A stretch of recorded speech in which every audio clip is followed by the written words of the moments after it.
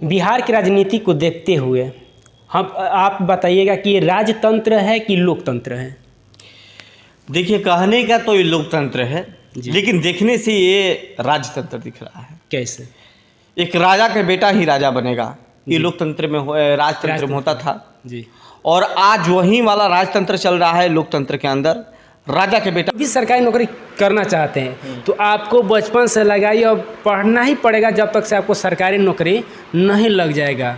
तो इतना मेहनत करने के बाद, इतना पैसा खर्च करने के बाद में भी नौकरी नहीं जल्दी लगती है।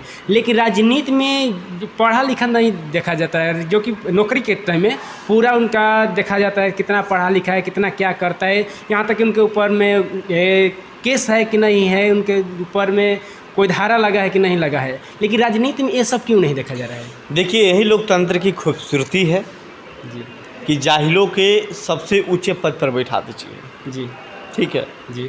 मैं इस पे कोई टिप्पणी टिप्पणी नहीं इसलिए करना चाहता हूँ कि उस अंगूठे छाप लोगों को, अपराधी किस्म के लोगों को, जाहिलों को चलाने वाला एक पढ़ा लिखा व्यक्ति होता है। जी।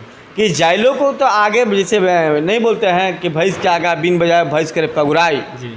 तो इन लोगों का मंत्री बना दीजिए, लेकिन चाबी तो अपने ही हाथ में है। पढ़े लिखे लोगों के पास में हाथ में चाबी होता है। जी। थोड़ा सुख सुविधाएं लोग ले लेते हैं, अच्छा। लेकिन सारा दिमाग तो उन्हीं के पास है।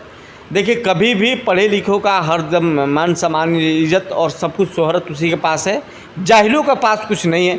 ठीक है कि मंत्री बन गया, अच्छा, लेकिन एक बोलिएगा कि मंत्री जी 5 इंग्लिश में लेटर लिखी दे तो लिखाएगा नहीं लिखेंगे। तो ऐसे लोगों के बारे में क्या बात करना है भाई?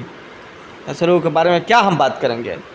ये लोकतंत्र का अधिकार मिला है कि पढ़े लिखे लोग ठोकर खाएंगे रोड पर, और अनपढ़ जाहिल गवार जातिवाद करके सांसद विधायक मंत्री उप मुख्यमंत्री प्रधानमंत्री बनेगा तो लोकतंत्र का अधिकार मिल गया। तो इस पर हम क्या करेंगे? बाबा साहब ने हमें अधिकार दिया है कि जाहिलों को मंत्री बना दीजिए, गधों से फाइलें ढोवाइए।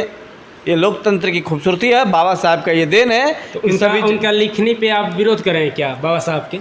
हम विरोध कहाँ कर रहे हैं भाई? हमारी हिम्मत कहाँ कि बाबा साहब को मैं विरोध कर दूँ? ऐसा तो लग रहा है कि नहीं, वही बोल रहे हैं कि नहीं बाबा साहब को ऐसे लिख दिए हैं। तो बाबा साहब, देखिए, बाबा साहब ने लिखा है, इस बात में सच्चाई है। अच्छा। इसलिए कि लोकतंत्र और संविधान में ये अधिकार बाबा साहब के दिन से हुआ कि मैं आज बोल रहा हूँ। जी। आज मुझे बोलने का हिम्मत बाबा साहब ने दिया है, जी। नहीं तो मेरे मुंह पर तो ताला लगा था। अच्छा। हम बोल नहीं सकते थे। जाहिलों को, भ्रष्टाचारियों को, अपराधियों को, भूमाफियाओं को, करप्ट को, जितने गंदे शब्द है, जितने अपराध का कुकर्म का शब्द है, सारे शब्दों को बाबा साहब ने अधिकार दिया है इन लोग को विधायक मंत्री बनाने का। थोड़े इतिहास में चल जाते हैं कि मतलब पहले के अगर इतिहास देखा जाए तो बिहार वो बिहार है जहाँ पर कि महात्मा गांधी जी भी आए थे और आर्यभट्ट यहाँ पर शून्य का आविष्कार भी किए थे, और वो गौतम बुद्ध भी आए थे जहाँ पर इनका ज्ञान प्राप्त हुआ। और भगवान के बारे में बात करते हैं, प्रभु श्री राम भी या बिहार में आए थे, उनसे भी उजागर हुआ। लेकिन पहले के इतिहास को देखकर और आज के इतिहास देखकर क्या तुलना करें? आज के जाहिलों कहते हैं कि मर्यादा पुरुषोत्तम श्री रामचंद्र जी कहाँ थे? कुछ दिन में ये भी कह देंगे कि शून्य का आविष्कार कैसे किए थे। विवेकानंद को भी नहीं मानेंगे ये लोग। अच्छा। ठीक है, तो ऐसे लोगों के बारे में हम क्या बात करेंगे?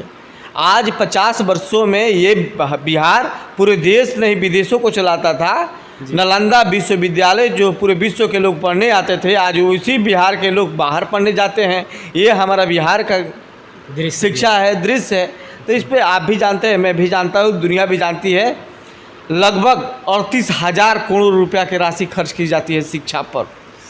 ठीक है, लेकिन आज शिक्षा को लेकर क्या दिशा है आपसे छिपा नहीं है। सरकारी नौकरी करेंगे लेकिन बच्चे पढ़ाएंगे प्राइवेट विद्यालय में। हस्बैंड चाहिए सरकारी, लेकिन बच्चा पढ़ेगा प्राइवेट में। ठीक है, ये सिस्टम है। खाएंगे सरकार का, बच्चा पढ़ाएंगे, इलाज कराएंगे प्राइवेट में। सब कुछ सरकारी चाहिए, लेकिन इलाज, पढ़ाई, व्यवस्था सरकारी चाहिए। ये लोकतंत्र की खूबसूरती है। बिहार में बिना पढ़े लिखे लोग भी राज्य को चलाए हैं, इसके बारे में क्या कहिएगा? भारत के इतिहास में जी स्वर्ण अक्षरों में दर्ज है। जी। बिहार एक ऐसा राज्य है जहाँ पर कि अंगूठा छाप व्यक्ति मुख्यमंत्री बना है। जी। और कहा जाता है कि उनका बेटा तेजस्वी यादव जी 9वीं फेल है, वो भी डिप्टी सीएम है। एक बेटा उनका वो भी है पता नहीं कि उनकी डिग्रियाँ क्या है। लोग तेजस्वी यादव के बारे में कहते हैं कि 9वीं फेल है, मैंने डिग्रियाँ नहीं देखा है, लेकिन तेजस्वी यादव काफ़ी तेज तर्रार व्यक्ति है, देखने से ये लगता है। और प्राइमरी शिक्षा उनको दिल्ली से शायद हुआ है, कि पता नहीं कहाँ से हुआ है, और ये मुझे नहीं जानता है। तो बिहार के नाम पर एक कलंक है, एक धावा है कि इतने IAS IPS देने वाले राज्य में एक अंगूठा छाप मुख्यमंत्री बनी। ये बिहार के इससे बड़ा धावा कुछ नहीं हो सकता है। बिहार का राजनीति जो है जातिवाद हो गया है, जाति को देखकर लोग, पूरे देश की राजनीति जातिवाद में टिका हुआ है। तो जाति की मतलब कहाँ तक सही है सर? लोग चला रहे हैं वहाँ तक सही है। अच्छा हम तो नहीं कहेंगे, हम तो ये कहेंगे कि विकास के नाम पर आप वोट दीजिए किसी को। अच्छा पढ़े लिखे को लाइएगा तो उसके पास अपना एजेंडा होगा, उसके पास कार्य करने का तरीका होगा, वो आपका विकास कर सकता है। लेकिन जाहिलों के पास कोई विकास का एजेंडा नहीं होता है, वो दूसरे के कहे अनुसार चलते हैं। तो ये बिहार के लिए, देश के लिए दुर्भाग्य की बात है कि जाहिल लोगों को लिए इस तरह के कुर्सी बैठाया जाता है।